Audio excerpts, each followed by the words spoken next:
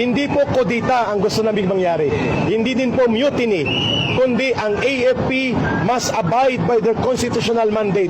At ano po yung nakasaad sa konstitusyon? Article 2, Section 3. The armed forces of the Philippines shall be the protector of the state and the people. When the government, like what we are having right now under Marcos, does not serve the interests of the people, but rather facilitates the crime of plunder, it is only proper for the AFP to stand with the side of the people.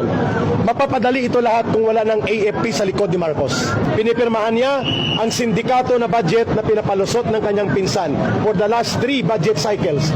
Ibig sabihin po, ang conspiracy ni Marcos at ni Romualdez ang naging dahilan kung bakit naging malakas ang loob ng kagaya ni Saldico na maging kriminal na mandurukot at mangangamkam sa kaban ng bayan, ang sindikato sa DPWH hanggang sa baba, hindi lamang sa taas na antas, at pati ang mga kriminal na contractors na numbalik, sapagkat ang unang nawala ay yung tinatawag nating fear factor, yung pagkatakot na may kalalagyan ka kapag ikaw ay nagnakaw sa kaban ng bayan. Ang pangalawa, there is no certainty of conviction na makikita ngayon na kahit magnakaw ka, pwede kang tumakas, magtago kagaya ng ginagawa ngayon nila Saldico.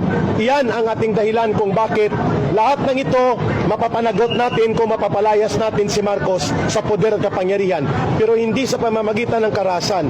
People power na mapayapa, tuloy-tuloy, ngunit hindi tayo titigil na hindi siya bumababa. Pangalawa, mapapadali pong lahat ng ito kung dumagsa ang tao sa lansangan, mapipilitan ang Armed Forces of the Philippines to withdraw support from the Commander-in-Chief.